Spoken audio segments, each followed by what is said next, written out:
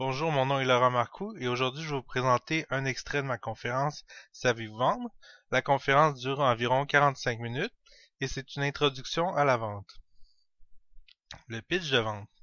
Le pitch de vente ou elevator pitch, on peut s'imaginer que c'est le genre de choses qu'on peut dire dans un ascenseur pour convaincre un client, c'est-à-dire qu'on fait un discours d'une durée d'environ 90 secondes, incluant des mots clairs et précis, et ces mots-là doivent être conçus pour répondre spécifiquement aux attentes des clients. C'est des mots qui sont évalués dans un focus group ou groupe témoin.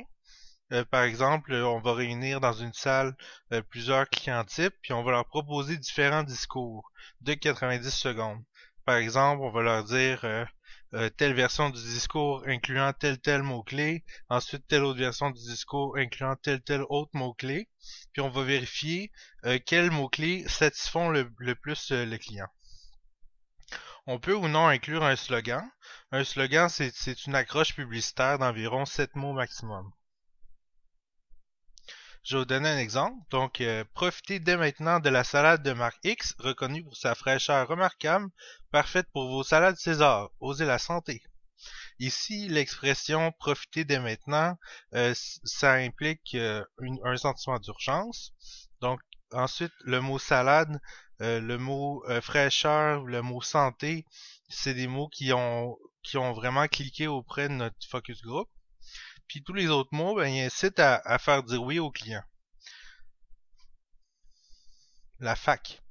La FAQ, c'est en fait Frequently Asked Questions, donc c'est des questions qu'on pose fréquemment. Moi, je vous suggère de dresser la liste complète de toutes les questions et toutes les objections qu'on peut vous poser avant même de faire votre vente. Donc, vous dressez une liste, puis vous placez en priorité les questions les plus fréquentes puis les plus difficiles à répondre. Puis vous trouvez au préalable des réponses à ces questions. Ensuite, vous mémorisez cette liste, puis je vous invite à être transparent puis de publier cette liste sur votre site web ou dans vos documents publicitaires. Attention, dans les objections qu'on peut vous poser, on peut vous parler de dossiers judiciaires ou par exemple de questions épineuses qui sont dans les médias. Donc, je vous invite à faire attention à ce facteur-là. Et puis, dans vos conseils d'administration ou dans votre équipe de vente, je vous invite à clarifier très précisément les dossiers judiciaires et les questions épineuses au point de vue médiatique. L'image qui est présentée, ça vous présente un peu le genre d'attitude non verbale d'un client à qui on doit soumettre des réponses claires. Donc, il y a une attitude non verbale d'incertitude puis de suspicion. Le but de la vente, c'est de faire dire oui au client. Donc, toutes les communications de la vente doivent inciter le client à faire dire oui. Toutes les questions qu'on vous pose doivent enligner vers un oui pour clore la vente. Toutes les propositions que vous faites aux clients doivent enligner vers un oui. Donc, vos communications doivent viser le 1% des acheteurs qui dit toujours oui. Vos communications doivent être orientées pour que le public cible ait une attitude positive tout au long de votre vente. Tous vos produits et services doivent évoquer, stimuler, produire un oui. C'est cliché de le dire, mais il faut être positif. Vous devez incarner le oui. Le porte-parole, l'image de marque, la communication, tout ça doit être positif, puis aligné vers ce que le client considère comme étant stimulant pour la vente. C'est pour ça que c'est important de faire un focus group ou de consulter plusieurs clients potentiels avant de se lancer vraiment dans une vente, dans un processus de vente qui peut être complexe, qui peut demander beaucoup de travail. Donc, vous allez tester vos offres, vous allez tester beaucoup votre attitude puis vos communications. L'argumentaire de vente. L'image qui est présentée, c'est une situation de conflit durant lequel deux personnalités ont été photographiées pour comme s'ils s'affrontaient dans une attitude argumentative, là, dans une attitude de terreur presque. Ben, je pense qu'il y a des clients qui sont tellement difficiles qu'ils peuvent représenter un peu comme ils peuvent se présenter un peu comme un ennemi de votre vente. Ces clients difficiles-là, il faut les convaincre, puis il faut les aborder de manière politique, de manière diplomatique. Quand vous faites un argumentaire de vente, il faut avoir une théorie puis une pratique qui sont cohérentes. Il faut avoir un discours, des porte-paroles puis des politiques qui sont aussi cohérentes avec l'argumentaire de départ. Si vous êtes face à des clients difficiles, il y a plusieurs techniques qui peuvent être appliquées, mais en général, il faut augmenter la confiance du client. Il y a plusieurs techniques pour augmenter la confiance, encore une fois. Je vous suggère l'humour, je vous suggère d'avoir un regard qui est confiant, puis ce qu'on appelle une poker face, c'est-à-dire de ne pas présenter votre visage de méfiance à votre client. La théorie. Chaque vente est basée sur une théorie, c'est-à-dire quand vous avez un discours, vous portez un message. Ce message-là est axé sur une théorie. Ça peut être très inconscient là, dans votre façon de procéder, cette théorie-là. Ça peut être vraiment caché comme théorie, mais vous avez une théorie à la base de vos communications. Bon, maintenant, cette théorie-là, ça peut être, par exemple, si vous êtes capitaliste, que vous voulez faire de l'argent, mais votre théorie, c'est le capitalisme.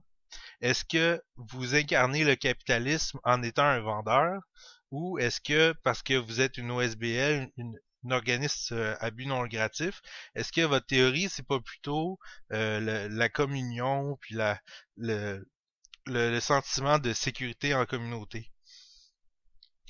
Peu importe quel type de vendeur que vous êtes, la théorie sur laquelle repose votre vente doit être solide philosophiquement. Vous devez faire appel à une base théorique à partir de doctrines puis de dogmes qui sont solides théoriquement. Votre idéologie transparaît dans votre produit ou votre service. Ça se peut que vous soyez face à des clients qui sont d'emblée incapables d'être à l'aise avec vous parce que vous présentez une théorie qui les rend inconfortables ou qui est contraire à leur propre idéologie. Si on prend prenons l'exemple d'un vendeur de type capitaliste, ben si ce vendeur-là veut se présenter face à un punk anarchiste anticapitaliste, ben il va avoir de la difficulté, ne serait-ce que dans son apparence, à convaincre le client. Dans la pratique, ça peut se présenter de la manière suivante. Vous avez un client qui est difficile, vous avez un client qui est contre votre théorie. Ben à ce moment-là, peut-être que c'est pas le client idéal pour vous. Vous devez le convaincre de votre théorie, le convaincre de votre apparence juste qui doit inspirer la confiance. Puis dans vos pratiques, on peut se demander, est-ce que vous offrez quelque chose de concret? Est-ce que je peux toucher votre produit? Est-ce que je peux tester votre service? Est-ce que vous êtes rejoignable et accessible?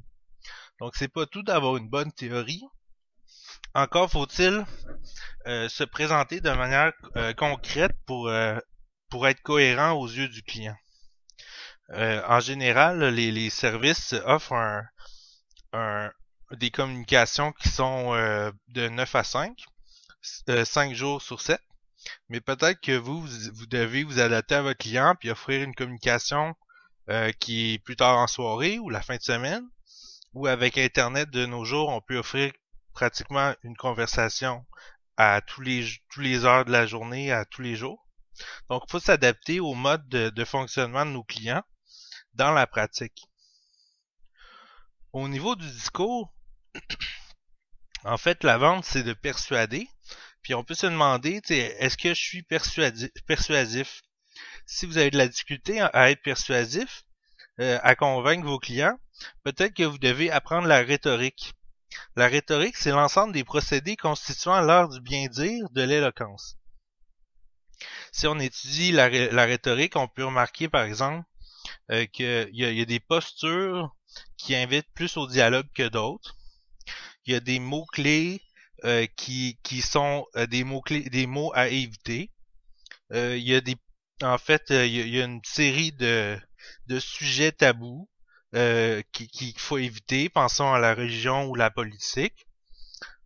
Enfin, dans le contexte politique actuel d'austérité au Québec, il faut penser à considérer les oppositions des gens qui ne veulent pas dépenser, bon, etc. Il y a plusieurs facteurs à considérer qui sont de l'ordre de la rhétorique et de l'art de discourir quand on fait une vente.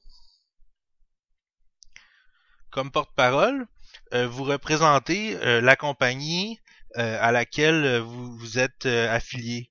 Donc, comme vendeur, vous êtes un porte-parole. L'image qui est présentée, c'est celle de Fedorsky, qui est un employé de la NASA. Puis vous remarquez qu'il a l'air vraiment cool avec ses cheveux qui sont rasés, puis il y a des étoiles dans sa chevelure. Ce personnage-là, je trouve qu'il est vraiment évocateur de l'esprit d'aventure qu'il peut y avoir à la NASA. C'est un personnage qui est inspirant, qui a l'air cool. Et puis, ça peut attirer davantage les jeunes à s'intéresser à la NASA que le personnage classique du scientifique à lunettes. Ben, comme vendeur, vous pouvez prendre cet exemple-là puis vous demander qu'est-ce qui attirerait mon public cible, puis comment dans mon apparence puis dans mon discours je peux me représenter pour que je sois cohérent avec l'imaginaire de mes clients. Pour être un bon porte-parole, il faut savoir avoir du charisme, avoir un sens de la communication, de l'entre-gens, de la sociabilité, et puis une apparence qui correspond au public cible. Comme vendeur, dans une entreprise, vous avez des politiques que vous respectez, c'est-à-dire des traditions dans l'entreprise, des manières de faire.